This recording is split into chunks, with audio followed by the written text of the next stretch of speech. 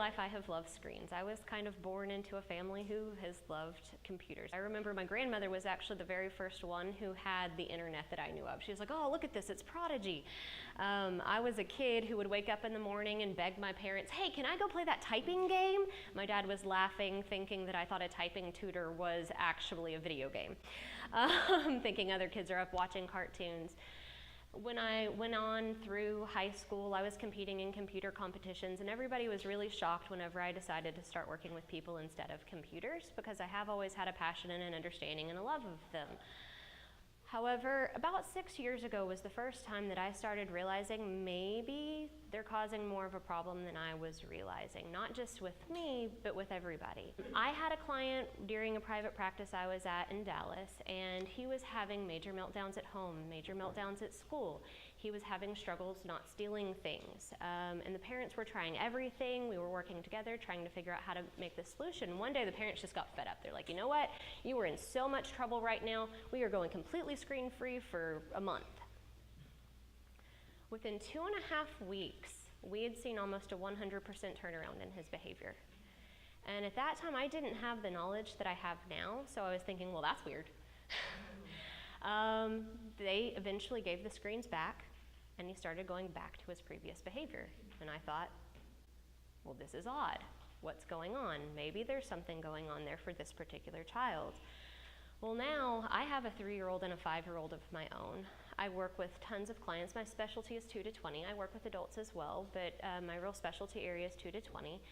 And it's video games, video games, video games, video games, is what I hear a lot about. And I'm like, you know, I really need to look more into this. I need to understand what's going on here with these kids and with some of the behavior, and so I can make good choices both as a professional and as a parent. I know I have a best friend who she had a child really into construction trucks, and like most parents nowadays, she started pulling up YouTube videos of construction trucks so he could watch them. But soon she realized if he watched more than 2 YouTube videos of construction trucks, it was tantrums, fits, and meltdowns. I see lots of nodding. I have a feeling this is familiar stories for people. That she was doing what we all did, and finally she's like, this isn't worth it. You can't watch these anymore. But why? I'm a person who loves to know why. So I started researching this year as a professional and personal endeavor, figuring out what's going on with these screens. In the process, I've read through several books, and if anybody wants to check them out on breaks or afterwards, I'm here. I've got some up here.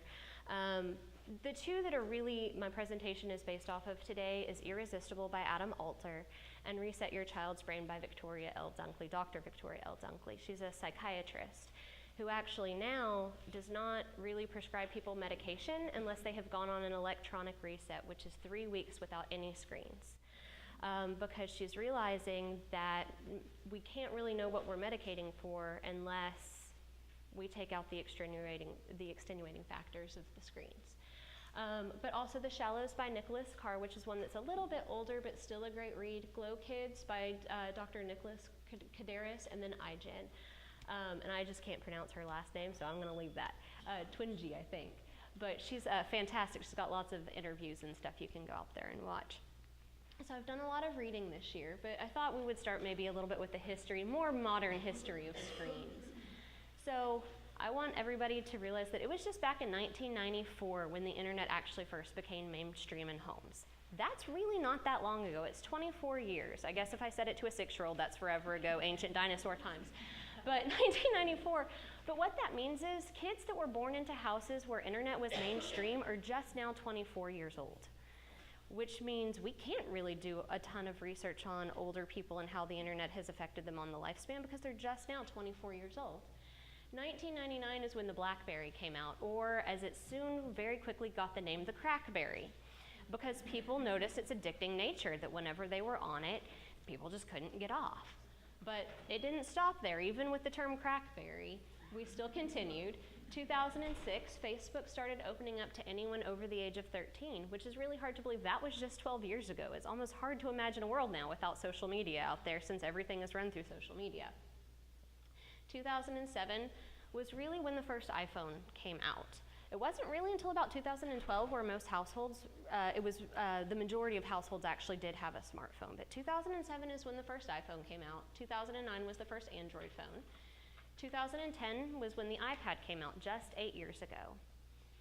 2010 was the first Samsung Galaxy edition, which that was when I got my first cell phone, or my first smartphone, which is why I had to stick that one up there. Plus, I know it's the #1 competitor with the iPhone now. So it's just 8 years ago, not even a decade. And then I've decided to add the Oculus Rift virtual reality up there. 2016, 2 years ago, is when that came out, mainstream market for homes, that we can start buying virtual reality systems for our home. And of course, this is so new that we don't even have the research really on what that's going to do. But I know some of the kids that I've worked with that don't even struggle with video games. They play the virtual reality one time, and it's like, that was the best thing I've ever done on my entire life, and we've got to get one. Really makes me wonder and worry what the future for that's going to be, and something definitely for us to keep our eye on as we go in the future. So a few facts about screens. Adults spend an average of 2 hours and 48 minutes per day on their phones, which I actually was surprised it was not more than that, because I'm kind of wondering when that data was actually pulled, because I would venture to say that all of this is probably even higher than we would expect, even from here. Each month we lose almost 100 hours to checking email, texting, playing games, surfing the web, reading articles, checking bank balances, on and on and on. Over the average lifetime, that means we're spending at least 11 years of our life screen bound. It's a really long time. Children aged 2 to 6 spend between 2 and 4 hours a day screen bound now. Children aged 8 to 18 now spend about 7.5 hours a day in front of a screen. And US teens text over 4,000 times a month, or about 130 times a day. That's a lot of our day we spend doing these things. And sometimes I don't think we realize as much of a problem as it is, because it may be 5 minutes on an elevator ride, 4 minutes, preparing to head out into traffic, but screens are everywhere now. Sometimes kids tell me, well, I don't get that much screen time, and I'm like, there are GPSs in every car. Do you look at your parents' GPS? Well, yes. My daughter, one of the things she has said about school, she just started kindergarten this year, and one of her favorite things is, they give me more screen time than you do, Mommy. And I'm like, how much screen time do you get? And she's like, well, first we read Chicka Chicka Boom Boom, and then we watch the video. And then we'll read this, and then we watch the video. And I'm like, okay, that's interesting. And of course, doing this research, I am probably a little bit more strict on screen time than a lot of parents are nowadays, so it's not too much of a shocker. But what are they doing for us? In 2013, researchers wanted to see what screens really do to relationships. So they brought pairs of strangers together, and they gave every pair the same topic to discuss. Discuss something interesting that has happened in the last month to you. And in half of the groups, they had just a plain notebook sitting there in the room. The others, they had an idle cell phone. Didn't belong to anybody, just an idle cell phone sitting on the table. Well, what they found was that every pair of strangers did bond to some extent, but the ones that bonded with the cell phone sitting on the table found the other person less trustworthy, less empathetic, and found it harder to connect to them. And what the researchers concluded from this is, just by their mere existence, cell phones are disruptive. They're disruptive to our ability to connect and be with one another. It's that thought that something from the outside world can intrude at any moment that really impacts the way we're feeling with each other. There are several psychological reasons, and just for time's sake, I've focused a lot of this part on video games, just because I know a lot of us work with kids or even work with adults that video game, so I thought it would be good for you guys to have some knowledge on this. But if you guys want even more of the psychological research and reasons that certain things are addicting, please feel free to read The Irresistible by Adam Alter. It's a great read. But one of the big ones I think that was also good to hit on was this goal of numbers. We are very, very driven by numbers, just as a human species. We love goals. We love feeling like we are achieving things. And one of our big goals is inbox 0. That is, and I do find that people fall into categories with this, but we do not like having unread emails. We do not like having those notifications on our phone. We have to have it all complete. Now, people do fall into two camps. There are inbox 0 people, and then there are people like my mother who have 1,000 unread emails, right? There are some people who just totally don't care, and then others that it is inbox 0. But the truth is, 70% of our office emails are read within just 6 seconds of them arriving. If you think about how much that distracts people during their workday, that means that we are in the middle of a task stopping to check that email. We actually spend a quarter of their days dealing with emails, checking our accounts on average 36 times every hour. And in one study, researchers found that 45% of responders associated email with a loss of control. There was one set of researchers that they wanted to figure out what email is really doing to us, and they actually, by taking it away. You will probably not find it shocking. They had a very hard time finding volunteers for this experiment. They actually eventually did find 13 people who volunteered for this research study. For the first 3 days, it was an 8-day-long study. For the first 3 days, they used their emails as normal while the researchers just kind of monitored their behaviors and checked their vitals and all of that. For the last 5 days, they were not able to have access to their email accounts. And for a moment in the beginning, they did feel very disconnected from their coworkers. They felt uneasy with all of it, but eventually they actually pretty quickly started picking up their phones and calling people to get information and talking to them. They started spending more time outside. They started spending more time moving around and outside of their office. Now, you would think that would actually hurt their productivity. On the contrary, what they found is whenever they were in their offices, they were switching tasks half as often, and also their heart rates were able to vary more. So when they were checking their email constantly, their heart rates were constantly on high alert. Their bodies were constantly feeling on edge. But without the access to their emails, they noticed that, yes, their heart rates would rise during times of stress like you would expect, but once that moment of stress passed, their heart rates went back down to exactly what it was before, or to a better resting heart rate for work. Another way that numbers do us is wearable tech. I'm probably not the only one with one on here. That's any kind of technology we wear on our body. Apple Watches, Fitbits, anything like that. And we are constantly driven to achieve that 10,000 goal, or 10,000 steps, or 30 minutes a day of activity, or however many floors, or whatever your goals are with wearable tech. And then streaks. Streaks are something we find very addicting. Even if it's not an app we would normally use, if they add in a streak, we're like, ooh, maybe I can get to 20. Maybe I can get to 100.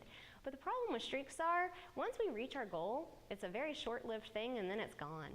And then there's something else. There's nothing that really comes from that, but we are amazingly driven by them. And then, of course, likes and shares. Everybody knows about those. We want to know how many likes we have, how many shares we have, or whatever it's called on whatever social media app you choose to use. Okay, but like I said, I was going to focus mostly here on video games. So the makings of a great game. One thing I want to encourage people is to remember that when we feel like our kids, or even our grown-ups that we may have in our lives, even maybe yourself, have a loss of control over video games, it is not that they are just lacking control in their lives. There is a huge industry out there for video games, and they are very good at their jobs. And what their job is to get you hooked and not let you go. They have done a lot of research into how to do this. So it's not 100% on the user, because there is a lot that goes in behind the actual aspects of the game. So we just need to kind of keep this in mind as we're working with our colleagues, our coworkers, our husbands, our children that are struggling, our clients that are struggling with technology. So the first part is microscopic rules and microfeedback. Those are things that are actually, they make sense in the rules of the game. Whatever game it is that you're playing, when I do something, something happens. It gives us feedback that we love. Feedback is really great for us as humans. We love it. One of the best examples is elevators. A kid in an elevator wanting to push every button just to see it light up, right? Let me see how many floors I can press because it's fun. If those buttons didn't light up, if it didn't make the doors open, it wouldn't be near as fun. We don't enjoy buttons that do nothing. We love feedback. So this actually, as simple as it sounds, is a very hooking thing for us, just the simple feedback. And so that's going to be anything like, when I walk over here, it lights up. When I walk over this icon, it lights up. It's kind of the rules of the game. But then what's on top of that really makes games addicting is what they call the juice. It sits above the rules of the game. It gives the game its charm, and it actually really activates the primitive piece of our brain, not the frontal lobe that we really would normally want to be thinking with, but really activates the primitive part. So that's something like, if anybody in here has ever played Candy Crush, the flashing lights, the good job, great streak, perfect, you did it. Anything that you don't really need to play the game, but that keeps encouraging you, maybe confetti falling from the sides of the screen, that's all that juice. And then they use something called mapping, which is matching experiences in the game to the real world. So that might be something like if you're playing a game where it has jumping every so often, they're going to use the space bar for that move, because the space bar gives a louder sound. It's a bigger button. It makes you feel like you're actually doing something. So it's mapping what's happening on the game to actual feedback to our bodies in our real world. They're very planned in what buttons they use for what things. It may be that you're moving the joystick for swinging of a baseball bat, something like that, giving us this impression that we are actually having an impact on our real world when really what we're doing is playing a video game. Another thing they do to get us hooked is they try to remove all barriers. The makings of a great game is going to teach you while you're never understanding that you're learning anything at all. So a great example of this is if anybody ever played the original Mario Brothers game, the very first scene, and Adam Alter talks about this in his book, but the very first scene, if you think about it, you're standing there and there's nothing coming to get you. You can push every button without any consequences at all.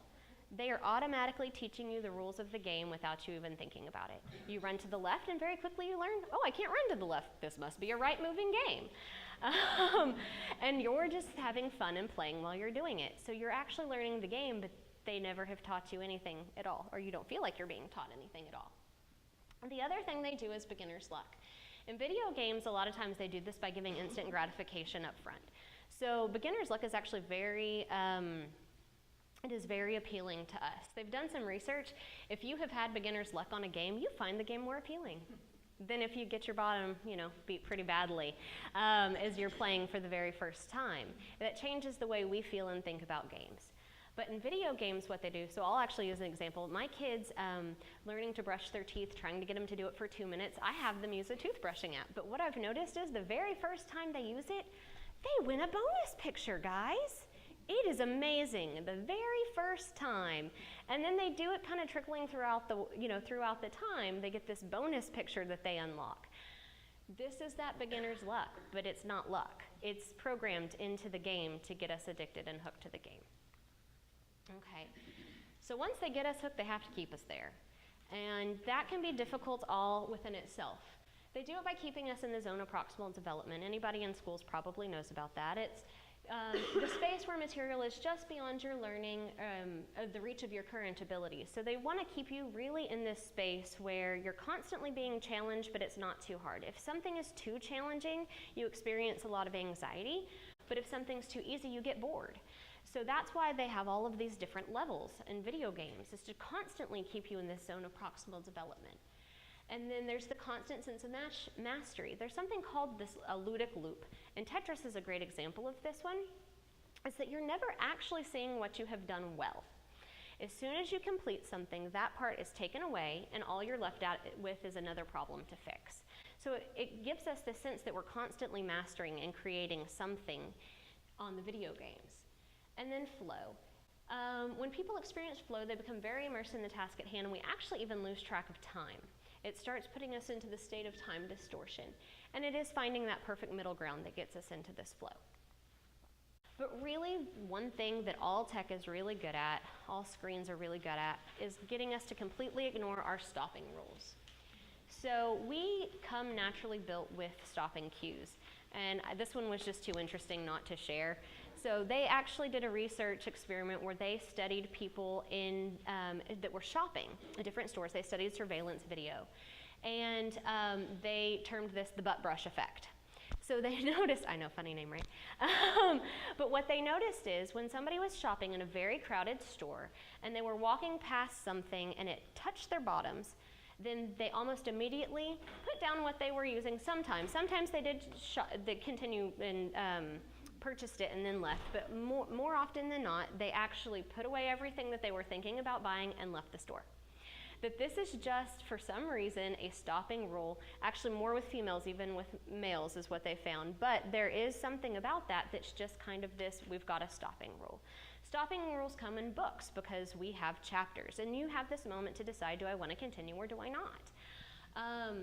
But now, with a lot of the screens, they are starting to take away our stopping rules. And they're doing this by near wins. So creating it so you can almost win the game, but not actually win, because we want to achieve, we want to finish, we want to win the game. And so if we have a near win, we're like, oh, I'm just one time away from winning. So we continue to go. Our mobile devices. Before, if you were on a phone call and you needed to leave, there was your stopping rule. I have to go. But now our phones go with us in the car, they go with us when we go to work, they go with us in the elevator, they go with some people into the bathroom. I know everybody's probably heard those conversations in the bathroom, right? There are no stopping rules when it comes to our mobile devices. Remote logins is another way we're losing our stopping rules. Before, when you packed up and you left work and you went home, that was your stopping rule. It is time to stop working. This is not the case anymore. And now it's, I have to check my email, I have to do this, I just need to run this report, and we are constantly struggling to figure out, well, where is our new stopping rule now that I can work from anywhere? And some of this is great. I don't want to make it sound all bad. Yes, it's fantastic because now sometimes we can work from home and sometimes we can have more flexibility with our jobs because we can work from waiting rooms. But then at some point it is, but when do we stop? Wearable tech. There are actually some people out there who struggle to follow the stopping rules of their own body because they are so driven by the numbers that even though their body is telling them they're tired, they don't listen to that. They just continue to go and go and go. There are a sect of game called predatory games, and these are the ones that a lot of people think, oh, well, that's not a big deal, right? Because usually they have energy systems, and they're like, yes, that's an automatic stopping rule. Or is it?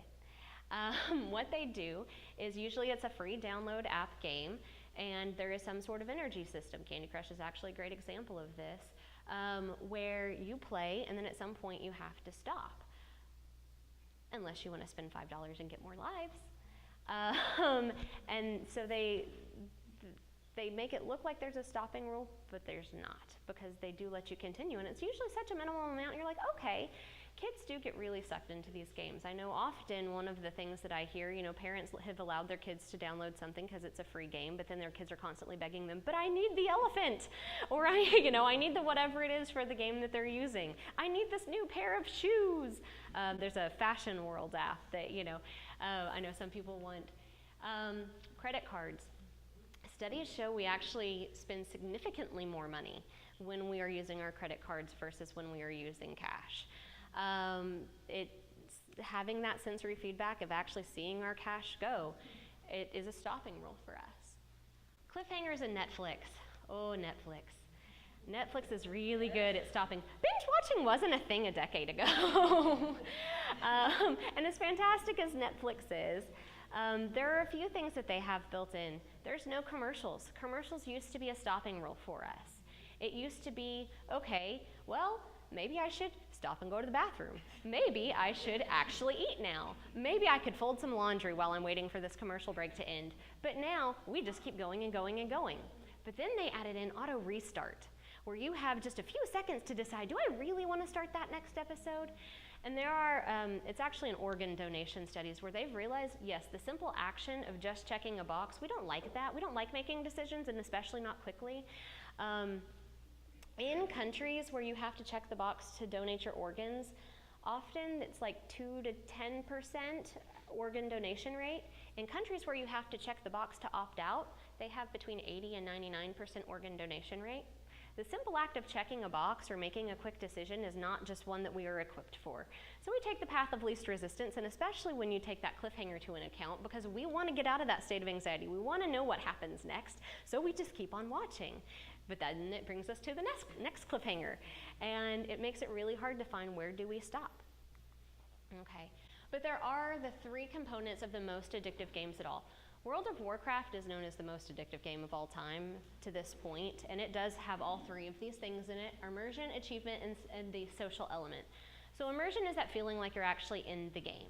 Achievement is the sense that you're actually achieving something by playing. Usually that's done in the ways of points, levels, and badges. And then the social element is you're actually able to interact with others. If you think about it, guys, Fortnite, yeah, that's a big one right now, and it has all 3 of these elements. But what's really dangerous too is whenever you can involve the entire world in this game, because now I'm part of an alliance with somebody in Australia.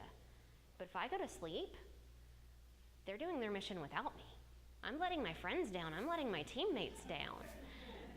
kids really do think this way, guys, and some adults too, actually. That there is this piece of this camaraderie that makes it really hard to pull away from. Tons of stories out there about people who will basically stop functioning because they get so involved in these types of games. So something to look out for. Okay, and now we're moving on to the psychological and behavioral effects. Most of the stuff from this section comes from Dr. Dunkley's Reset Your Child's Brain.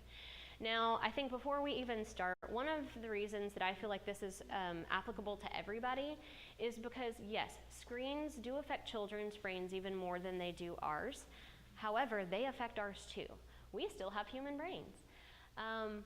But the big difference between a child's brain and our brain is that at about the age of 25, our frontal lobe is fully formed, and it's not actually changing the way our brain is developing at that point. For a child, it can affect the way their brain is developing. So it's not that we're not experiencing all of the same things that I'm going to talk about if it's referencing a child. It's just that with a child, it's even more because they have less of that frontal lobe functioning, and because their brain is still developing in the process. So if I'm referencing children, yes, it's still true for us. It just may not affect the development.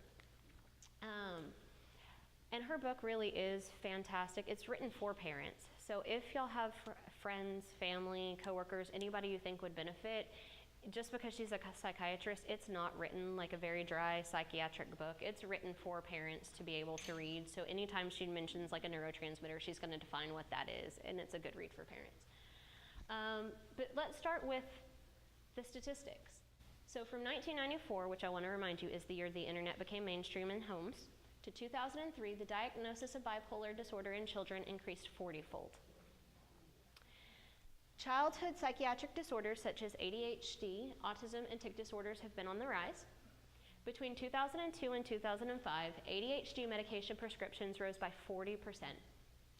Mental illness is now the #1 reason for filing of disabilities for children, representing half of all disability claims for children in the year 2012, compared to just 5 to 6% of claims 20 years before that.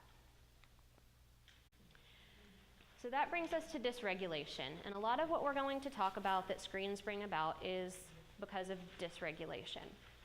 In 2013, disruptive mood dysregulation disorder was debuted in the DSM, the Diagnostic and Statistical Manual that we're allowed to diagnose from. So in that year, or what had been happening for the years prior to that, is they were starting to recognize this increase in diagnosis for children. And they're thinking something just doesn't jive with all of these kids being bipolar all of a sudden, and they felt like they needed to create something that we could diagnose them with without it being the big bipolar diagnosis that it was, and thus DMDD was born. So dysregulation is basically poor frustration tolerance, tearfulness, irritability, mood swings and meltdowns, or aggression. And dysregulation has always been seen in people that have psychiatric disorders or psychological trauma, but now we're starting to see it more with people without these sensitivities, kids that haven't had a traumatic experience, kids or other people even who maybe don't have a family genetic history of mental illness.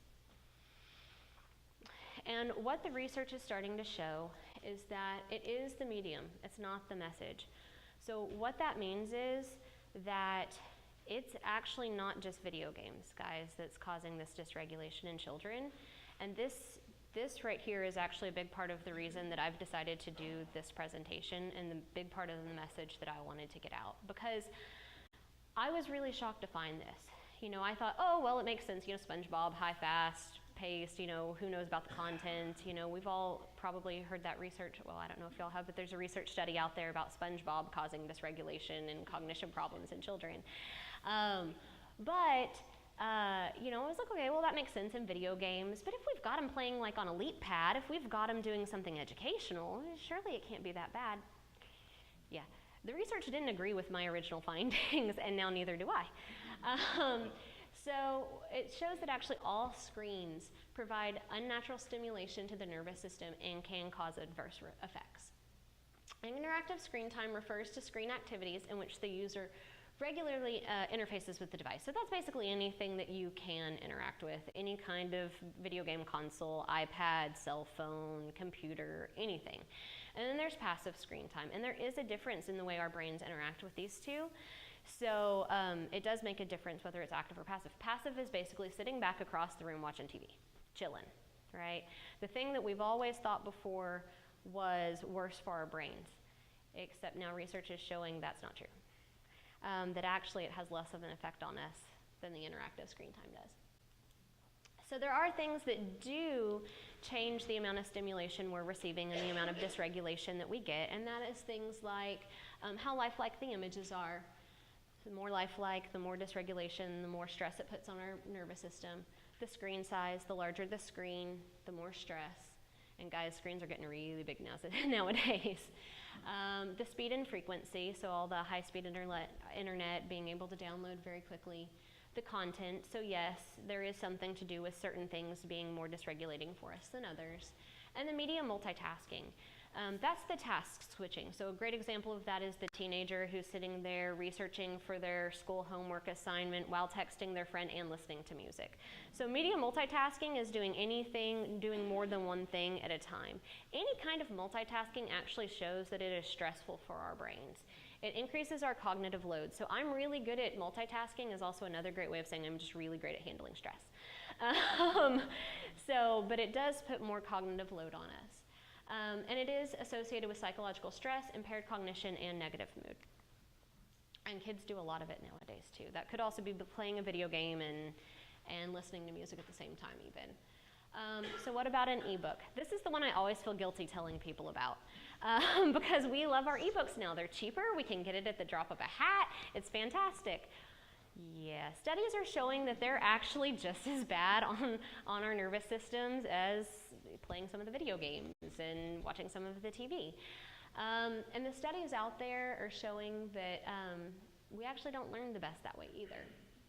So because it's the medium itself that affects us and affects the amount of energy needed to process and synthesize the information, it's called our cognitive load. And there's something, because it's 2D, it's not a 3D book that we can turn the pages on, that there's a pixelation to the letters because of the flash when it's reloading pages, that those are all factors that put our brains into more of a cognitive stress. And I know several of you guys are out there from different school districts, and this is one I would really encourage you, I would beg you actually, to take a look at the research on print versus electronics, because so this is one, as I was reading her book, and I told you, I'm one who likes to know why, right? So I'm reading her book and I'm like, no, I'm gonna fact check your research. Yeah, she's right. So I started researching, and basically every research study that I ran across did show that whenever we are reading electronically versus print, we read slower. Some will say that you do read faster, but it's because you're reading in chunks, you're not actually reading thoroughly. So if you're trying to read thoroughly, you do read slower, you remember less, and you have a harder time sequencing the events in the story. So one of the ones that I first found when I was kind of fact-checking this, just to see like, oh, this can't be true, was a research study that took place, and they did have half of the class, half of a school, I think, read the same information in print as they did have read the electronic version. They had the other half read the electronic version. And what they found is by far the kids who read in print were more successful on the test. That the ones who read electronically had a much harder time sequencing and comprehending what they had read. And yet schools are still moving to electronic textbooks. So I'm kind of wondering where the information disconnect is there sometimes. They do think that there's something about the actual sensory feedback of holding a book that does help us retain, that does help us pay attention, that does help us comprehend. Whenever you hear the spine crack, whenever you're feeling pages get bigger in one hand versus than what it is in another hand, being able to actually move our eyes around the pages differently, that does change the way we're able to process the information. Makes it better. What are the effects of the screen on the human body? Well, there's a lot. I've decided to start with the eyes. When doing this research, one of the interesting things is it's not just the mental health field that is finding issues with screens. There's a lot out there in optometry, there's a lot out there in chiropractic world, there's a lot out there in orthopedic world, because it's causing a lot of different things they're finding. But our eyes are the only part of our central nervous system that's exposed to the outside world, which means that what our eyes see impacts our nervous system greatly. Because they do emit an unnaturally bright light, it conveys information to our brain that's not necessarily accurate with what's going on in the real world. It can set off our body clocks differently. It can change our other biological rhythms. When we are looking at a screen, we move our eyes much differently than we do when we're looking out in the real world. And I actually want to ask you guys for a second to turn to each other and ask each other what you had for dinner last night, and watch their eyes real fast.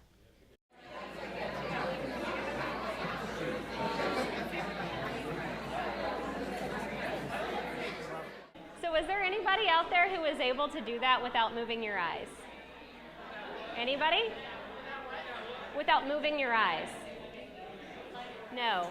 And the reason for that is because our eye movement has a lot to do. Our eye movement has a lot to do with the way that we process information. Even something as simple as what did you have for dinner last night requires our eyes to move. So when screens are altering the way that our eyes are moving, it's also altering the way we're taking in and processing our information. If anybody out there has a background in EMDR, you'll kind of understand a lot, or has any knowledge about EMDR, you understand how much that our eye movement has to do with the way we process information. So when I read that, and just this year I was recently trained in EMDR, I was going, oh, whoa, it changes our eye movement. That makes so much sense. So I don't want y'all to take that one lightly, but when we're looking just at a phone, we really don't require as much eye movement, but our eye movement is important to what we do. Electronic media also provides intense, unnatural, arresting visual stimulation that affects our sensory and attention processes. But then it actually can cause problems with our eyes, our actual eyes themselves. So your eyes are not made to look at light. Your eyes are made to look at things reflecting light. That's why when the solar eclipse comes, everybody's, don't look at the sun, right? Or we don't just stare up at the lights in the room. It hurts our eyes. But what we are doing when we are looking at our screen is actually looking through the glass at a light, repeatedly, 8 hours a day.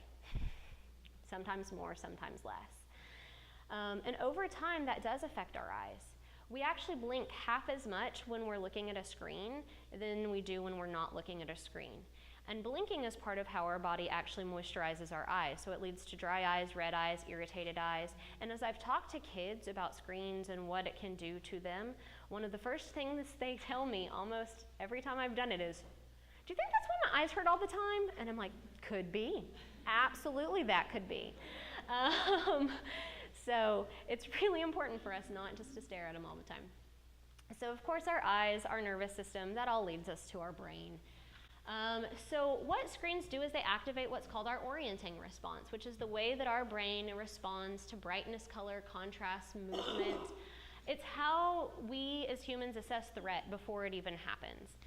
And what the screens do by giving us this unnatural stimulation, tons of movement, tons of color, tons of light, tons of sound, is activate this orienting response over and over and over. Our orienting response is what teaches us whether we should fly or stay and fight. So basically it's putting us into a state of fight or flight. Keeps us in, but whenever this is activated time and time again, our fight or flight tends to stay on. It just remains heightened. So what that means is even when we're not on a screen, we can still be feeling the effects of the screen because our nervous system is getting used to interacting or acting in an entirely different way. What they find is that with screens, it increases our dopamine levels, that the reward neurotransmitter in our brain that says, yes, this feels really good, up so high to a level that it ends up lighting up our brains in the same way that it does with drug use. So they've actually done research that shows, brain scan research, that heavy gamers, when showed computer gaming clues, their brains do light up the exact same way of that of a drug user. And that is mostly because of that high dopamine level that comes. And when under stress, and this is, I found this absolutely fascinating, but when we're under stress repeatedly like this, when our orienting response is constantly being activated, the blood flow in our brain is actually being shunted away from our frontal lobe and down into our more primitive brain that's responsible for heart rate, metabolism, breathing, blood pressure, and on and on and on.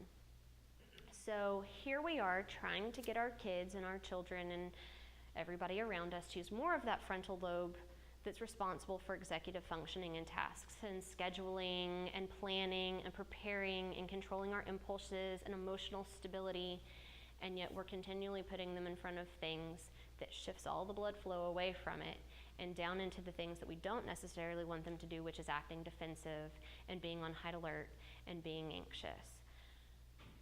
Big effects on the brain. And actually, I guess I may have took this part out, or it may be in a different part, and I'll just pass over it if it is. But what they have found is that extremely heavy gamers, before the age of 25, our frontal lobe is not fully developed.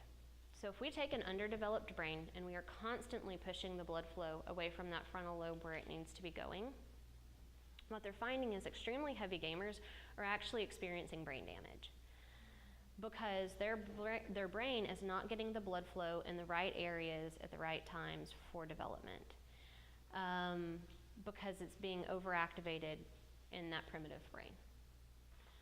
All right, so from there we go on to the rest of the nervous system.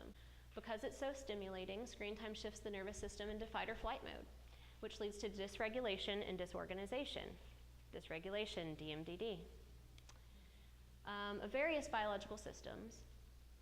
They put the body into a state of high arousal and hyperfocus, followed by a crash. The overstimulation of the nervous system is capable of causing chemical hormonal sleep disturbances in the same way stimulants can, and we're going to talk more about that as we go on. And then also, like drug use, functioning may not be impaired immediately, and in some cases may even improve, but then they can become worse. But I want to point that one out specifically because if you research whatever you want to about screens out there, you will find it.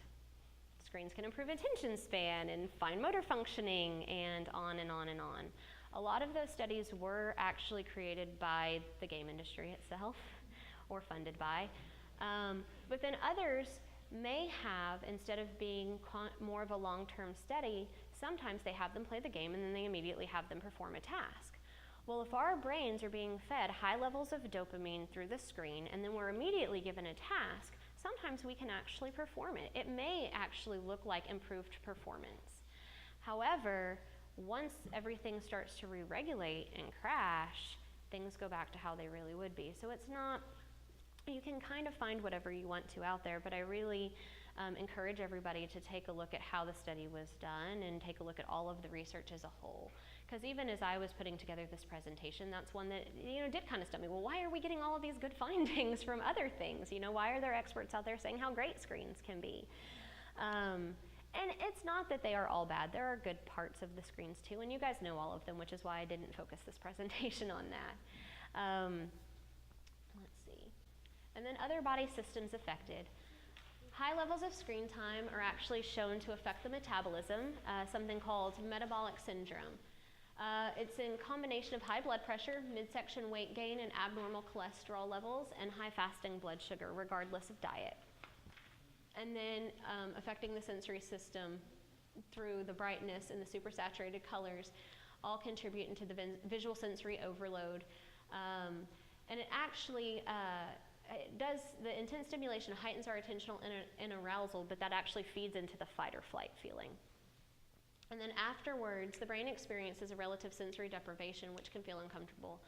So it's basically our bodies and our brains, we get used to this really stimulating environment, it's constantly coming at us, and we get used to it, and then just nothing.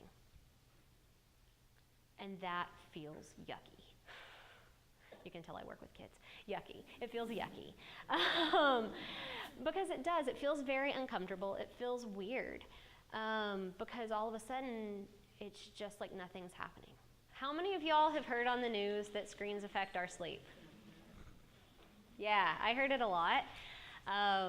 Who actually listens to that information? Good for you. There are a few people. Okay, so I am a why person, so I would sit there and I'd hear that, 1 minute, 30-minute segment on the news, and I'm like, bah humbug, I sleep just fine. I can brush my teeth while looking at my cell phone, and I can go straight to sleep. I am good. And then one day that little voice in my head goes, maybe you should figure out more about the actual research that they're talking about, not just take a 1-minute little segment from the news just at face value. So I started looking for my why. Because I want to know why. Why and what? What does it do? Why is it bad for me? Why can I not be on my phone? Because I sleep through the night. I sleep great. I have a 3-year-old and a 5-year-old. I am done by the end of the day. But what I actually found was it was doing things that possibly I didn't even know it could have done. So what happens, what the news is really talking about when it says that it affects our sleep, what it shows is that when we're staring at the bright light, it actually reduces the amount of melatonin that our body produces. So melatonin is the natural brain chemical, if you will, that our body produces to tell our body, hey, it's time to sleep now, it's time to rest. But melatonin is suppressed when we're staring at bright lights. That is us telling our body, hey, it's daytime, wake up, let's party. Now, some of us who are gifted like me can still fall asleep naturally, even if we're suppressing our melatonin, right? Because I am just gifted at sleep. But what does happen is low melatonin is linked to depression. It is linked to inflammatory states. Now, guys, inflammation in the body is part of why we feel joint pain. It is part of what makes things hard to metabolize. It is part of why we get headaches. Inflammation in our body has a big effect on us, and actually the more I'm learning about inflammation in the body, it's just absolutely fascinating how inflamed we can get.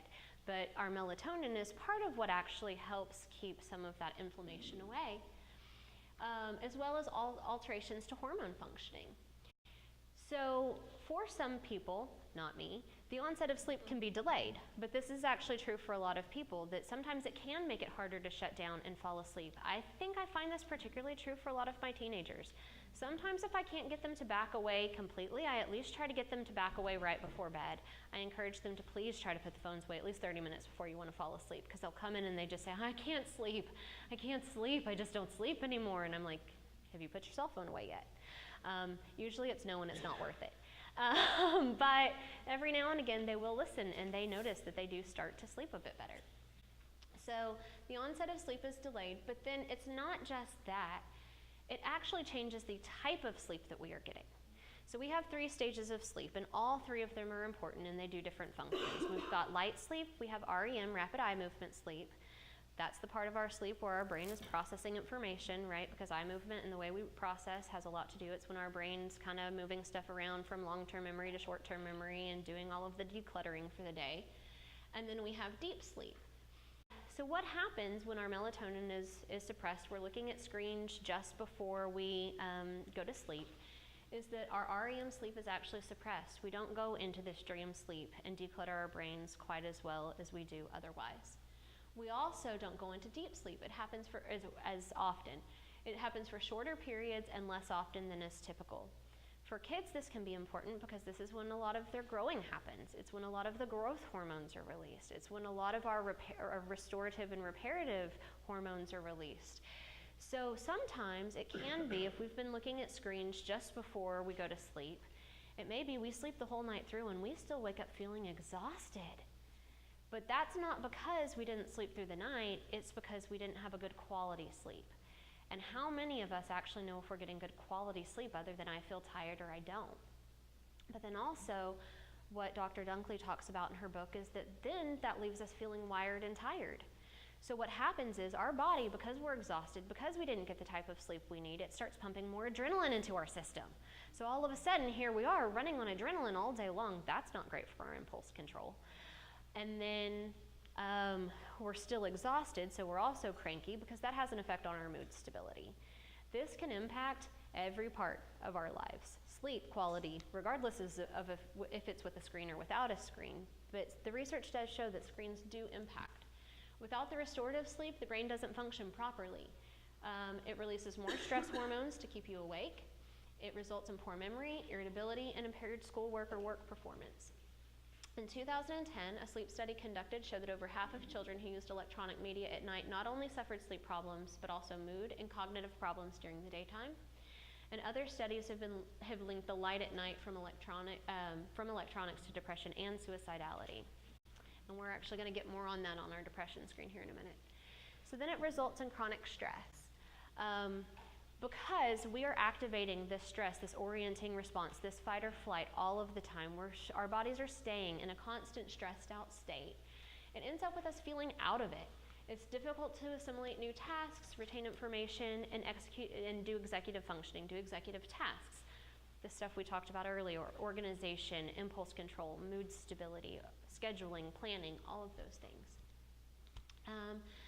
But what also happens, and this is one of those ones that I want to say, yes, this is not just kids' brains, this is our brains too. We experience time distortion. All of us, whether we're a child or a grown-up, experience time distortion when we get on the screens. That because it's kicking in that primitive part of our brain, we lose track of time. Sometimes we can feel like we've been on it for 5 minutes and it's really been 20. That's why whenever we tell our children to get off, they're like, but I've only been playing for 5 minutes. And you're like, it's 4 hours. I think we've all probably had that. If you have children. But so it results in time distortion for all of us. And I know I do talk with my clients, my kid clients, about this, particularly with their parents' cell phone use or their parents' screen time use. Like, yeah, Dad says he's going to be 5 minutes, but him and that Alexa, they just battle back and forth. So, I mean, it's that we experience it too. Or I had a client tell me the other day that, yeah, Mom was supposed to be in watching a movie with us. She said she was just going to go text her friend for a minute. She was gone for 3/4 of the movie. She hadn't a clue how long she was gone for because she was kind of stuck in the screen. And she's a great mom, guys. It's just, it happens to all of us, right? I mean, I know I've done it too, thinking, oh, this will just take 2 seconds. And I look up and I'm like, oh my gosh. It happens. So, and part of the reason for that is focusing on the here and now serves self-preservation in extreme situations. So that's actually part of our body's survival instinct, right? Is I'm not thinking about the past and I'm not thinking about the future. I am thinking right here in the present, what is going to keep me safe? So this is all showing that this is activating this orienting response, this fight or flight. Because it's actually what's going to help us when we're in this stressed out mode is focusing on the present and what we're at the moment. And pointing out that survival mode centers around defensiveness. I know in the counseling field, and I think most of you guys are counselors, what's happening to people's connections nowadays, right? But when we're chronically stressed out, we can't connect with people because connection is very vulnerable. And when we're chronically stressed out and we're functioning from fight or flight, we don't want to be vulnerable. So it's really hard to connect with people when we're coming from this really defensive place being activated by all of the screens. And then it looks like mood dysregulation that we had talked about. So what does this mean for our moods and behaviors? Well, first off, it can look like irritability. In young children, that might be meltdowns, it might be rages. In teenagers, it could be rages, it could be defiance. It may take the form of withdrawal from the family, extreme disrespectfulness or mood swings. It could look like poor sleep quality, those teens I'm talking about. I just can't sleep anymore. I really want to sleep. I'm really tired. And a lot of that has to do with this dopamine that we had talked about. So there's a rapid rise and fall when we're on our screens with the dopamine. So we're on our screens and the dopamine's really activated and it's way up here and it's high and it's high and it's high, and then we get off and it just crashes. And it's almost like it just short circuits our brain. Our brain doesn't know how to handle that extreme of a change that fast. And we need our dopamine. And so when it rises and falls, it can look like weepy, impulsive, or angry, irritable. Dopamine is needed to perform our executive tasks. It's suddenly low, or when it's suddenly low, everything seems overwhelming. So that's the kid who's been playing all night long, and you finally tell him to get off, and you ask him to go brush his teeth, and I can't brush my teeth. It does, it happens. So it becomes really overwhelming. And part of this could be related because just like the other parts of our brain, whenever it gets used to something, it desensitizes. So it's kind of like if you were to eat your favorite candy every single day, suddenly, you wouldn't get that same yes as you get when it only comes out at Easter time. I love Cadbury mini eggs. When it only comes out at Easter time, you know, you still get that same rush from it, but if you ate it every single day, it kind of loses its thrill.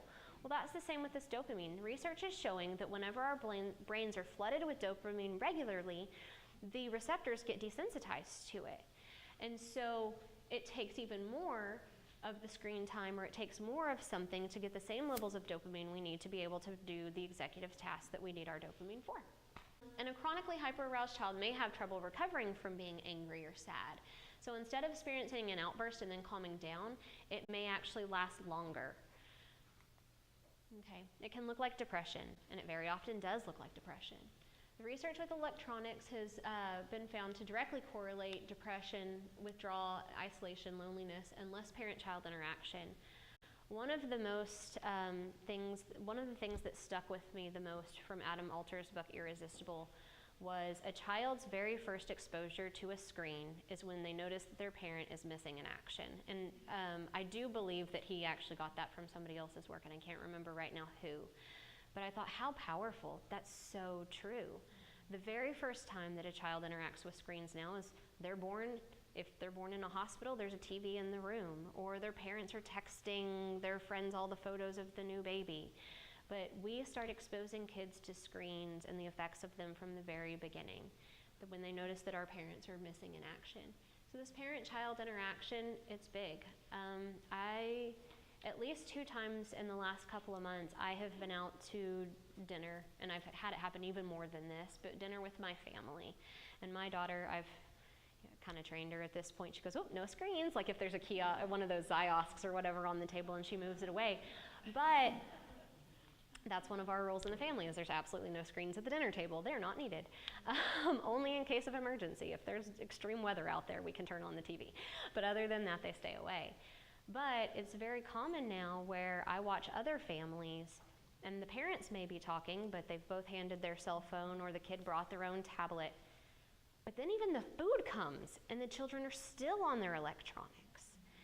Parent-child interaction has so much to do with how we develop and how our moods go and how we learn to interact with other people, and yet they can't even eat a meal without being on them for the entire meal. At least before, I used to see it get taken away when the food came, but now it was actually, the last one most recently was headphones and the iPad while eating, completely outside of the real world experience. That was called the babysitter. That is called the babysitter. It was a meet the teacher night. Social media use, pre-existing shyness and social anxiety, multitasking and smartphone use, and excessive gaming have all been linked with depression in the research. Social media in and of itself has an extremely high correlation to depression. There's a lot of research out there on it.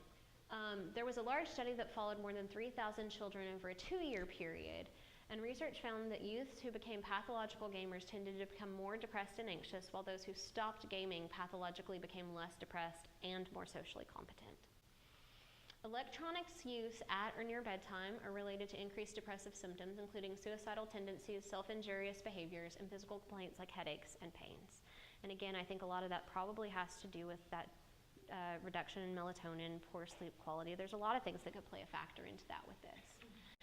So serotonin, though, is one of the big ones. So I knew some about the brain. I've actually, through this process, learned way more about the brain than I ever thought that I would learn. But one thing that I actually didn't realize, I know about melatonin, I know about serotonin, I know about dopamine, but what I didn't realize is that we actually have to produce enough melatonin at night to produce enough serotonin during the day. Our serotonin production is very closely related to our melatonin production. So serotonin is important for the socialization, stable mood, and a sense of well-being and coping. It's a neurotransmitter that tends to be low in people with depression, anxiety, and aggression. Serotonin levels are highest in the morning, and its production is thought to be boosted by bright morning sunlight and physical activity. Lack of morning light and sedentary daytime activity may therefore blunt the serotonin. So if we're staying up all night gaming, we're asleep through the morning sunlight, we're depressing our melatonin at night, and then it's not there to create the serotonin in the day, we're being sedentary and not getting out moving, we are stopping a lot of the things that create that serotonin, or at least thought to create that serotonin during the daytime. And then the light at night, further depresses mood because the serotonin is made from melatonin. And sleep disturbance in and of itself is linked to mood problems. It can look like bipolar disorder. I know we started this section out with talking about how much bipolar disorder was on the rise. So due to the irritability and outbursts, children dysregulated due to screens can be easily misdiagnosed as bipolar. Reasons include that some children manifesting with mood swings, severe insomnia, impulsivity, distractibility, and certain vulnerable individuals can actually experience hallucinations and extreme paranoia, or vague paranoia. Misdiagnosis tends to happen more when the child does have something underlying already. So if a child has a learning difference or if they have ADHD, it can tend to look more like bipolar disorder because one of the main characteristics of those is we already have an immature, under-functioning executive frontal lobe. So then we're taking that and we're shunting even more blood away from it and getting the primitive brain even more overactive. So the behavior can look even more severe in those children, making it look more like a bipolar disorder. And they can tend to become aggressive under stress. Screen time can also be exacerbated, can also exacerbate children with true bipolar disorder because all of these things are true, but then they still, in addition, have this overall arousal, so it can actually make it worse. This one I had kind of debated, because I didn't want it to seem like, oh, I just want to scare everybody. I had kind of debated adding this slide in, that it can look like psychosis, except I actually have a client that experiences this. That when she's not on screen, she doesn't hear voices. When she plays a lot, she does hear voices. And it is different from psychosis experienced otherwise, because she knows that she's hearing voices. And often people experience psychosis don't know that they're experiencing psychosis. They think it's a pretty normal experience. So for screen time psychosis, typically it's seen in individuals that do already have underlying vulnerabilities. So it's not something just a child with no trauma or no background is generally going to have. There is something called game transfer phenomenon that does happen frequently where they can experience intrusive thoughts without these underlying vulnerabilities. Like I have kids tell me, I'm taking my test and I know I need to focus, but all I can think about is the game. That would be a minor case of game transfer phenomenon. There are some more extreme cases where people start to really have a hard time realizing if they're in the game or not. But that's kind of on the more severe side. But typically seen in individuals with the underlying vulnerabilities. It's different from an organic psychosis because you do often realize what you're experiencing isn't real. If a person is genetically predisposed, too much screen time can actually trigger the first psychotic outbreak. So if it's an individual who's already more likely to have a psychotic outbreak, screen time can actually be one of the triggers for it. So this was very interesting. That psychosis is often treated with drugs that can block dopamine. And drugs that produce dopamine are capable of thinking of causing psychosis. But one thing I know we've already talked about is video games increase dopamine levels. So it makes sense when you know that. This is why some individuals can experience psychosis with it, because it elevates our dopamine levels that high. Other factors may be the sensory overload and the brain's inability to discern the virtual reality environment from the real one. And I say this talking about regular screens. This is before virtual reality is really accessible for most of us. So other symptoms that can appear or worsen with screen time: OCD, obsessive thoughts and rumination, generalized anxiety, social anxiety, separation anxiety, panic attacks, night terrors and nightmares, tics, Tourette syndrome and stuttering, violence and delinquency, seizures and headaches, and then physical ailments. Screen time, going back to that study that we had talked about, just the mere presence of screens, talking about their anxiety. So just recently, someone had shared with me, they were with their daughter doing a medical procedure, and the nurses were in there and they were hooking them up. And this is a very busy person. They have to work as much as they possibly can.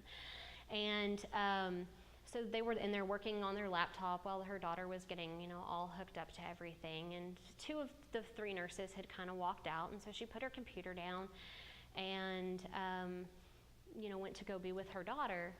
And the moment she put her computer down, the nurse goes, "Whoa, her heart rate just dropped drastically." And, concerned as a parent, she looked up and she's like, "What just happened?" She's like, No, it's better.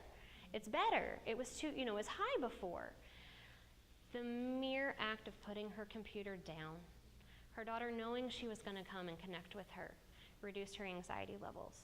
So it can actually create anxiety for those of us using it, but it can create anxiety for those of us being around people with it, with our technology in front of our faces. And it can also look, seizures and headaches, physical ailments. The seizure one is actually very interesting, the flashing lights. There is, if anybody ever just gets very curious, it never aired here in America, but there was a Pokemon episode that had a lot of flashing lights, or actually here recently, the new Incredibles movie. They had to start putting the warning to it. This is how screens affect our brains. That there was a Pokemon episode that they actually had to take away forever because people who have never had a seizure before experienced a seizure after watching it. Because of all of the flashing lights and the movement and the stimulation. They do impact our brain greatly. So it can look like cognitive dysfunctions. Interactive screen time affects cognition, likely due to the dopamine imbalance, the blood flow shifting from higher to lower centers of the brain, mood disturbance and stress chemicals and hormones associated with hyperarousal and poor sleep. Attention and executive functioning largely are dependent on dopamine and norepinephrine. But we need them not just in our brain, but we need them active at the right time, in the right spots, in the right amounts. And we need to have adequately sensitive receptors in order to be able to use it the way we should, or our brains need to. And since screen time affects dopamine regulation with frontal lobe activity, sleep, and stress levels too, much screen time can mimic ADHD and can worsen ADHD if it pre-exists. So I do have a lot of kids that do look ADHD in some respects, but they didn't always. I have some kids right now that I have on a full electronic fast. So that's what Dr. Dunkley talks about in a good chunk of her book. It's called the electronic fast, getting off of all of screens for 3 to 4 weeks and seeing what happens. And I have seen an amazing improvement in some of their cognitive functions. I have a client who's been off screens now for, I'd say, about 2.5 weeks. It took me a while to convince the parents to do it, but I really felt like for this particular one, we couldn't go anywhere until it was done. And so we finally got them, but before they ever told me they finally followed through with it, I knew they had. Because the child came in and instead of talking about the video game and wanting to teach me about the video game, we were playing checkers, which wasn't too unusual. And he looks down at the checkers and he's like, look, they're making a tree. Look, they're making a snail. All of a sudden, I see him start using this creativity I had never seen from him before. And he's not talking just about the game, and he's seeing different parts of his environment. And then I had a parent meeting with the mom, and she said, we did this, and yes, we're seeing a difference, but we were talking to his grandmother over Skype, and she said his eyes look more intelligent now, without knowing that they were doing this. It has a big part to play on our cognitive functioning. And this is a child without the ADHD, without bipolar, but he was looking very similar to it beforehand. And since video games are so stimulating to the brain, children with attention issues are drawn to them because they can focus on them. It can be viewed as a form of self-medicating. So what they say is ADHD and video games or screen time, it's a bi-directional relationship. So kids that already struggle with executive functioning want them more because it does raise the transmitters they need for their brain to feel like it's functioning better. And at the same time, kids crave it more. And at the same time, it affects them even stronger because they do already have these kind of underlying vulnerabilities. Many research studies implicate screen time in the development of attention problems, and the earlier exposure, the stronger the effect. They think that a lot of that is because if you never have to sit and just watch, if you're constantly being fed all of the stimulation, how do you ever learn to focus? But then another thing that I had read was talking about if you have a disorganized parent who's always on their phone, how are you going to learn to be organized? So again, it's not just about the screens themselves, but some of it has to do with our behavior when we're on them. Another study followed more than 3,000 Singapore children and adolescents over a 3-year period and found that there was this bi-directional relationship between the gaming and poor attention.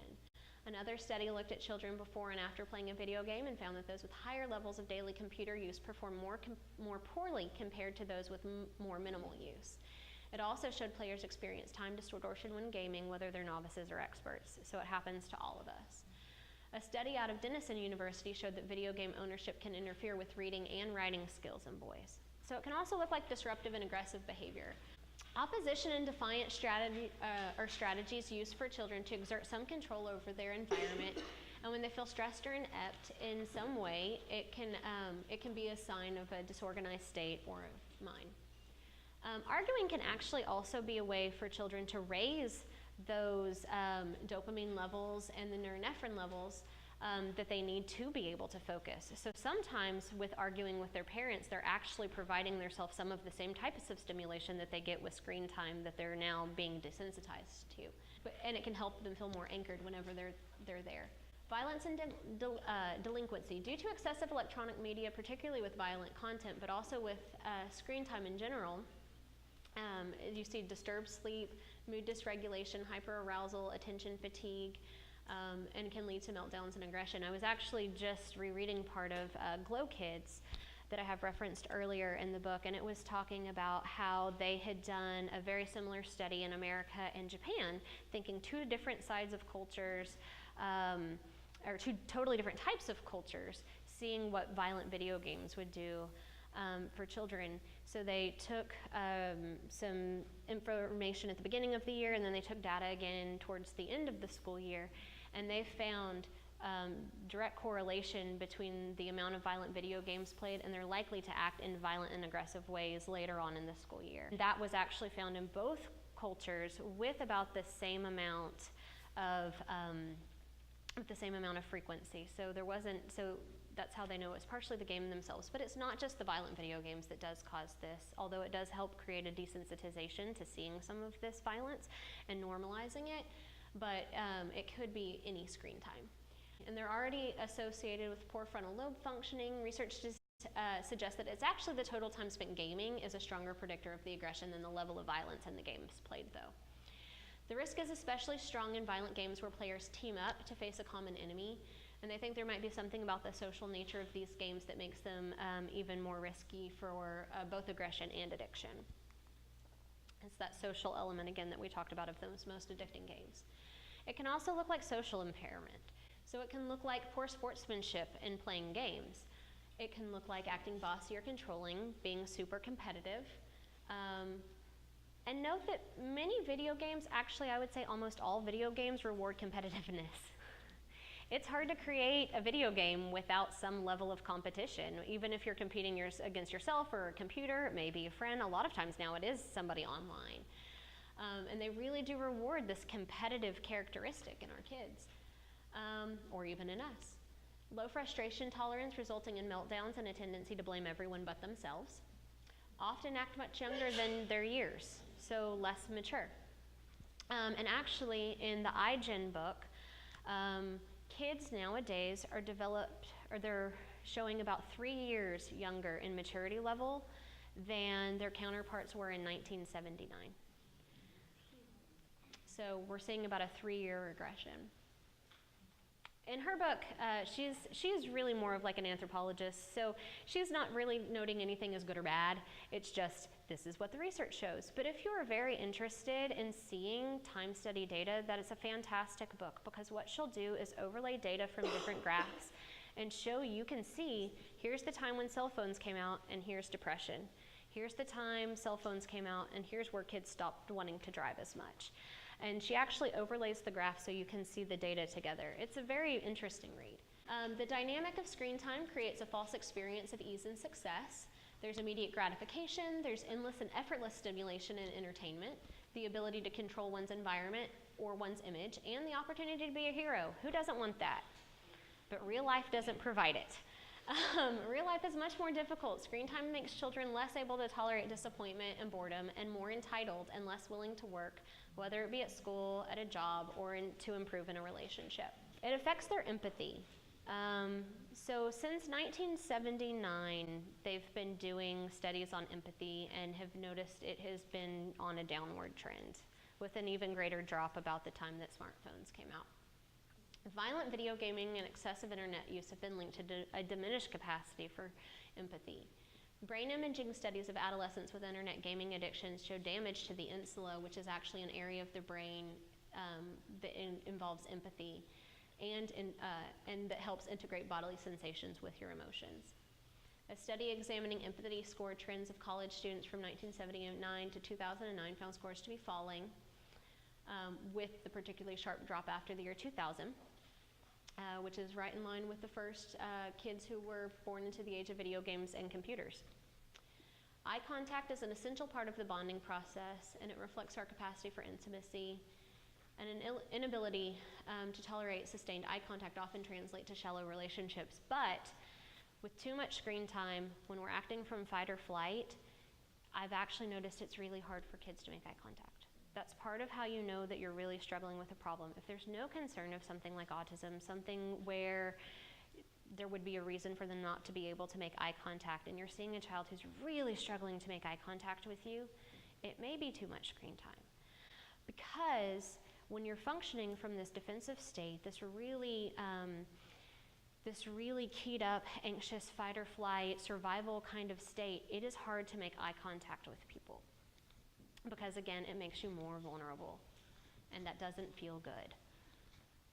Note that when a child operates with a defensive nervous system on a regular basis, they won't be able to tolerate the eye contact as well.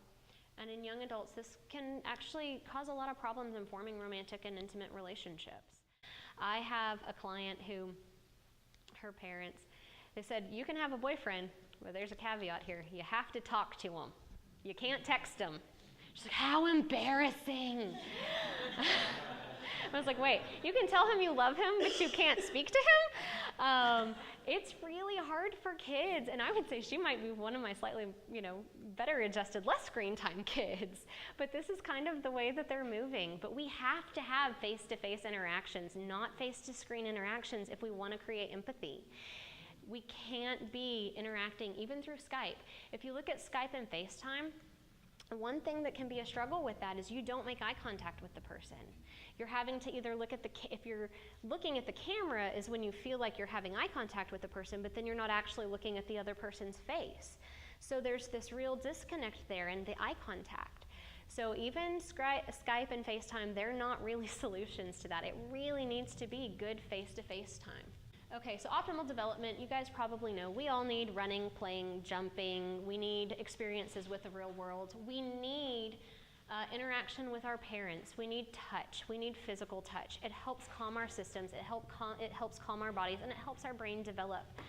So one of the things that stuck with me from Reset Your Child's Brain was that children who are on screens are touched much less than children who are not on screens. Well, so I started kind of thinking about that. It's true. In a restaurant before, when your child would get fussy, maybe they would come and sit in your lap, or maybe you would touch their hand to calm them down, or you would play with them, and now you hand them your phone. When a kid would get fussy before, you would use physical touch to calm them, and now we use digital distraction. They're touched much less, but yet the research on touch shows how important it is to development. Not even a little bit of touch should really be lost. Overall impact on society, IQ scores before had risen about 3 points per decade is what they were seeing until the 1980s and 1990s, where they started plateauing. So around 1980, 1990, mind you, Nintendo came out with the Nintendo system in 1980, and homes started getting computers around then. They noticed IQ scores were starting to plateau.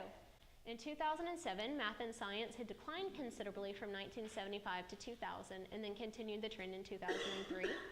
The math and science gap between the genders is now gone. Both genders saw a decline in scores, but boys, who do tend to get sucked into gaming more, girls tend to get sucked into social media more, boys tend to get sucked into gaming more.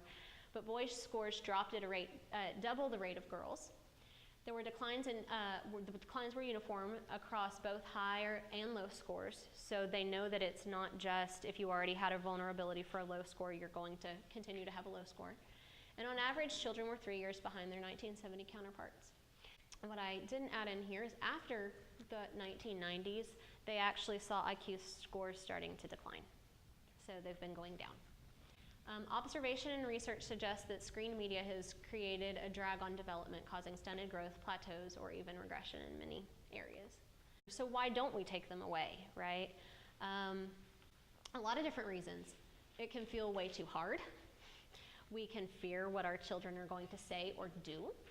We can feel guilty about taking something that they enjoy.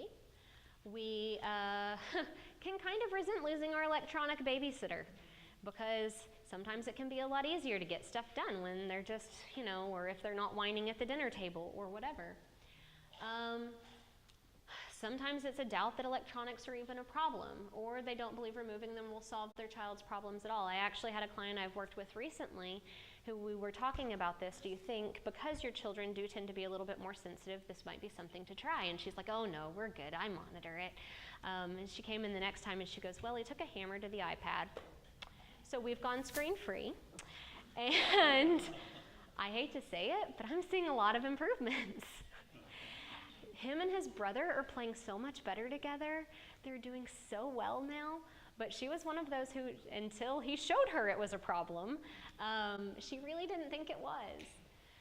Parents worry about what others will think, because it's just not normal not to let your kids be on screens all of the time nowadays. Or they're afraid that others will undermine their efforts to limit the screen time. Because a lot of us need help nowadays with so many working, dual working homes. We need help from other people, and not everybody's, they're afraid we're not all going to get on board. Or parents are annoyed by the inconvenience of removing or restricting them. It's just not convenient to do. So screen management. Okay, so one thing with screens is that, unfortunately, there is no set amount of time that is okay. That is up to the unique individual makeup of the person and how much stress they're undergoing at the time. Even if you see that an hour a day isn't hurting your kid, but then they all of a sudden have a really stressful time where they're having problems with their friends and they're having research projects at school and they're going through stressful times, screens all of a sudden could start being a problem. It could be that they can tolerate 2 hours one day and not the next. So that's one of the things that's really hard. I can't give you a hard and fast, hey, limit it to an hour a day and everybody's going to be good. Some of these kids with underlying traumas or that aren't coming from the best homes, some of these kids who may have a bipolar history that runs in their family, for some of them it could be much less, or some of these kids who've been fostered and adopted and they've just been through it all, it can be really, really hard to know exactly what the right amount is. So part of it is you really just need to be aware of everything and see how your kid is reacting to it. And one of the ideas is to create a family workstation. So that's actually kind of going wired again, guys. There's one topic that I haven't talked at all about, and y'all are welcome to do more research on this. I just, honestly, with all of the other information, didn't do as much research into this, but that's EMFs, the electromagnetic fields. And there are some suggestions and research out there that could be playing a factor in it too. All of the wireless technology that we're using now, that may be impacting our bodies as well.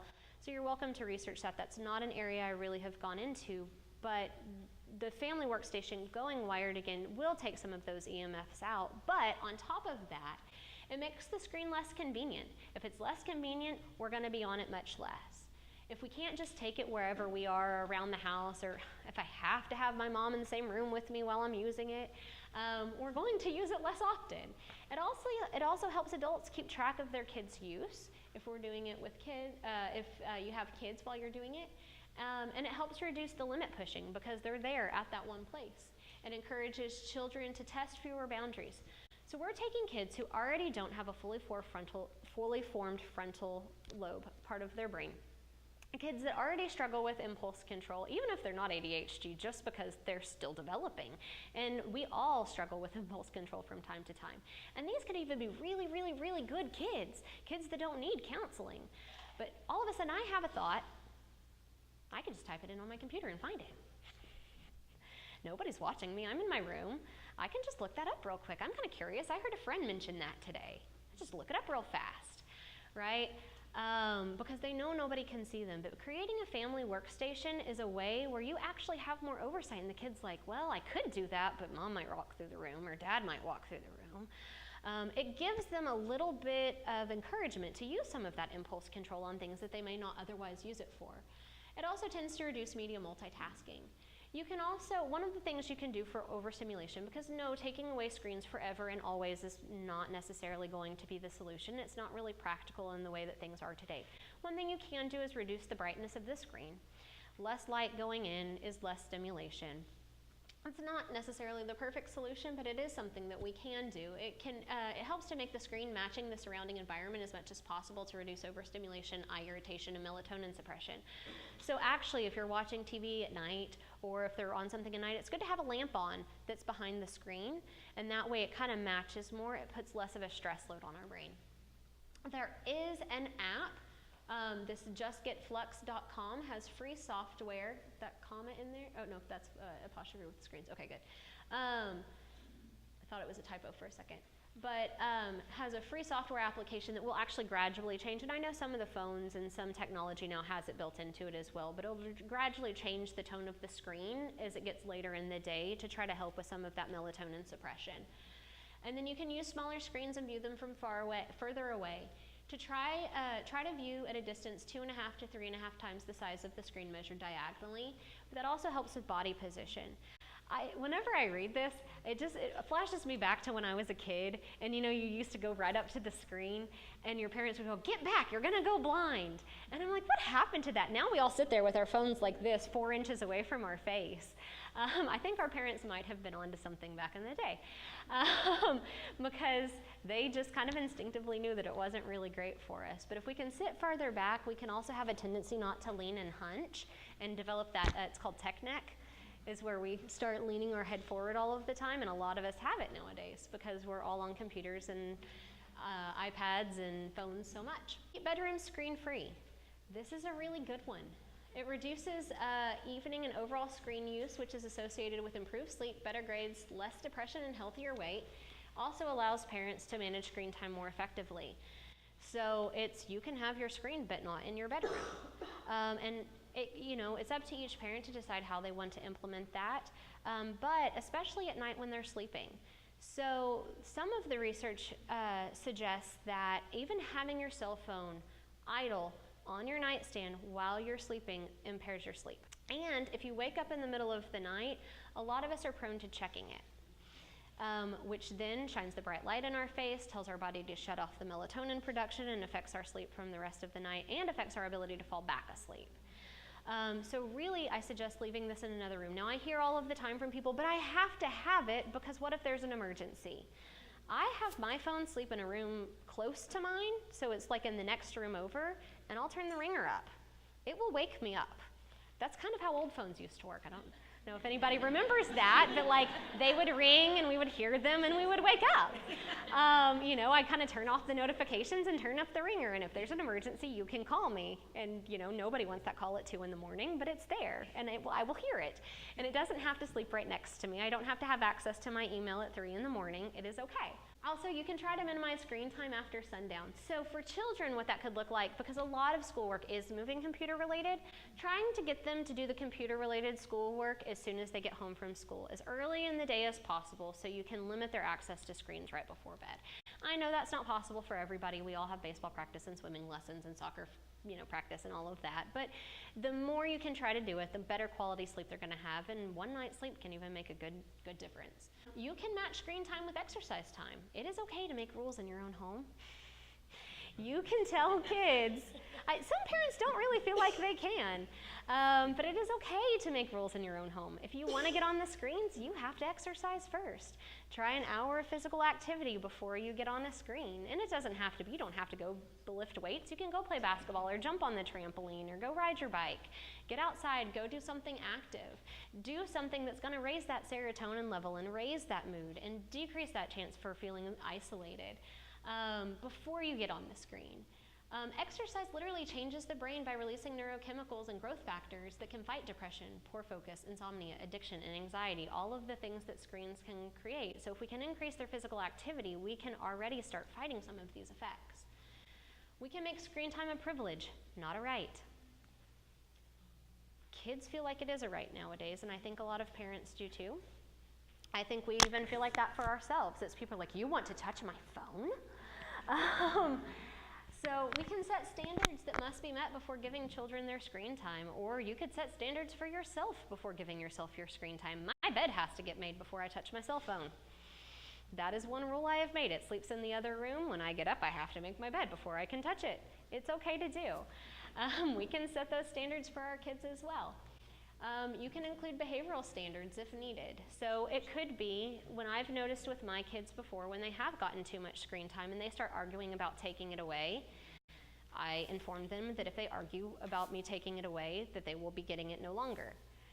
That one of the things that they have to handle for their side responsibly is being able to have it end. If they can show me that they cannot handle it ending, then they show me they cannot handle it at all. It is okay to set behavioral standards. Kids are really smart. It's amazing. They can handle it, and so are we. We can too. Ban media multitasking. So trying to do anything that's, trying to limit anything that fractures the attention. So if they're playing a video game, have them not texting their friend at the same time. If they're doing their homework, trying not to have tons of music. Classical music is actually the only music shown not to fracture attention and let us remain in the flow. But there is no other even music that has been shown to not give our brain that dual attention fractured feeling. You can also designate screen-free times and zones. I already shared with you my dinner table is one of them. But it could also be birthday parties, family events, Christmas, Thanksgiving dinner. It could be every dinner. It could be car rides. One thing that I think screens have really impacted is the captive audience of the teenager in the car before they are able to drive, right? So before, there were screens that traveled with us everywhere. Well, we're kind of stuck here, and it's either an awkward silence or we're going to talk. And so often we would talk to our parents as teenagers, but now they get on their phone so the parent doesn't talk and the kid doesn't talk. It is okay to make the car a screen-free zone. And other special events, you can use timers in checkout. So this idea was you could have actually an electronic basket in your house. And when you walk in, you set all electronics in the basket and you check them in. When you want to use it, you can actually check the electronic out, and before bed, it would need to get checked back in. It helps parents monitor the screen time usage more effectively, plus it helps them be in a less convenient spot just to grab and pick up out of habit. Adults need to manage their own screen time too. I've talked a lot about that, but if we're working with the kid on managing their screen time, it is virtually impossible for them if the parents are not managing their own screen time, because we experience the time distortions as well. We don't realize how long we've been on it, so it's impossible for us to realize how long they have been on it. And here's a really interesting one, but check in with your kids to see what they think of your own electronic use. Time after time after time, I hear kids talking about feeling ignored for something. Work email, work cell phone, Alexa, Candy Crush, whatever it may be. But kids are constantly feeling like they are having to fight for our attention nowadays. So one good idea is just check with them. Hey, does this ever feel this way? I do it with my kids usually about once a month just to make sure. Make sure I'm not falling, because I'm human too, even with all the research I've done, you know? But just check in with them, see if they ever feel like it's like they're being ignored at all for it. Here's one that I found absolutely fascinating. It's called the attention restoration theory, and it shows that green environments reduce aggressive acts and improve attention, impulse control, and academic performance. Greenery actually draws the eyes, but it lowers the heart rate, blood pressure, and thereby restoring our ability to focus and tolerate stress. So get kids outside. Get them walking around in nature. Get them out in a nature park. If that's not possible, try to set up their homework station where it's by a window where they can look outside and see green, or at least a plant indoors. Something like that. But the actual green is thought to really help with some of this attention. But time outside spent in nature is the most powerful if it's possible. So trying to get kids out a little bit more. Get creative. So all of the stimulation to our brain actually creates an underactive right side of our brain. So one of the best ways that we can counteract it is by trying to get kids more creative, trying to get them to use their creativity, because that's going to reactivate that right side of the brain. And when the brain is fed so much stimulation, it just actually deadens the creative drive. Mindfulness, meditation, and yoga, they all help quiet the brain. And there are a lot of apps now for meditation for kids, or yoga for kids, or whatever. It could be app, it could be a DVD, a CD, whatever, or you just learn it on your own, so you're not doing a screen. It's up to you. Meditation is also associated with increased thickness in areas of the frontal lobe associated with attention and emotional regulation. The research on meditation is really strong that it actually has the ability to change the brain. So if screens are changing the brain, we can do something to try to counteract that on a different level. Human touch, empathy, and love. One of the most consistent determinants is in how well children learn to speak, read, and write is access to face-to-face conversation with an adult. Face-to-face. Distraction. So one of the things we can do, this one's more even for the adults, replace things that you used to do with your screen with actual planned time, trying to distract yourself with something else. There's actually even some devices out there now that are, basically it's a hunk of glass or a hunk of plastic made to feel about the weight of your cell phone that you can stick in your pocket or your purse and grab when you want to grab your cell phone. Yeah, we've gotten to that point, guys.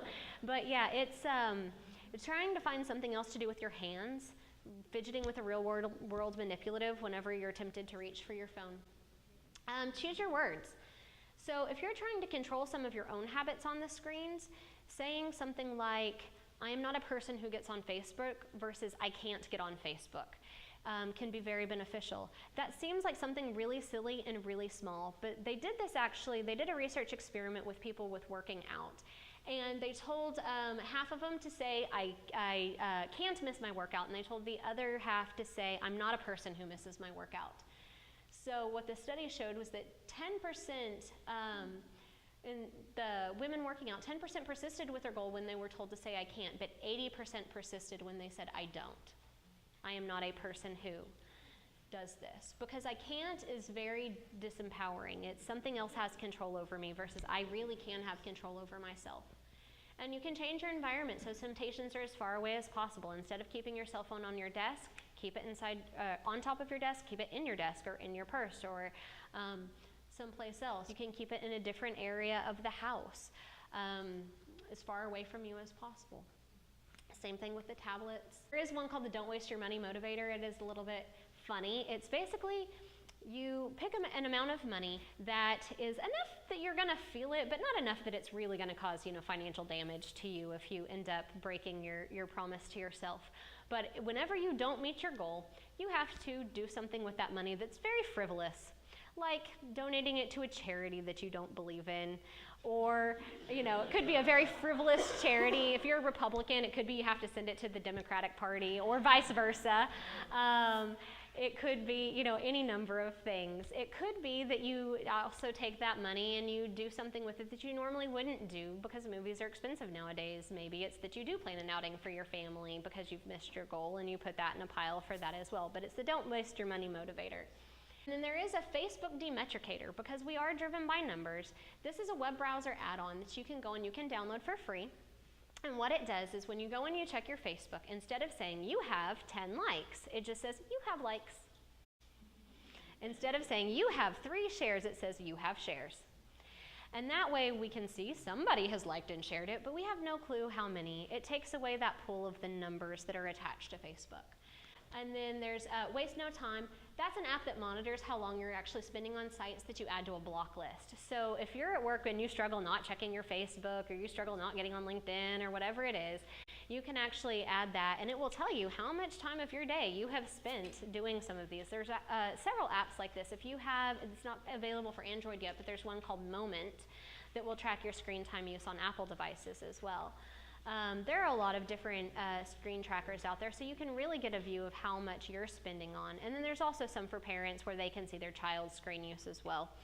You may not want to avoid watching Netflix altogether, but you can learn the structure of the shows. So instead of watching a show where you're going to end with a cliffhanger that you want to resolve, you can actually watch the first section of the show and stop it before it gets to the cliffhanger. I have here the timing of the general shows here for you guys. So you can do that. Or for the first show, you can choose to watch a little bit longer because the cliffhanger usually resolves within the first 5 minutes of the next episode. So you can choose to watch until 5 minutes into the next episode, resolve the cliffhanger, you're not feeling the anxiety, and then shut it off. So don't worry, Netflix will save your progress, so you don't even have to stop. So you can actually, kind of change the way you're viewing things in order to help you with your own stopping rules and stopping cues. You can ask yourself, can I afford to lose a certain amount of time to this experience today? The amount of time we have today is a great indicator of how much time we're going to have in the future. We all DVR seasons of things, or if you have Netflix now, some people don't use DVR anymore, but we all have things that we're like, oh, I'm going to do that later, I'm going to do that later. We don't usually have time later if we don't have time today. So before even downloading a game or before even starting into something, asking yourself, do I really have the time to lose to this today, or do I have other things I can be doing with that time?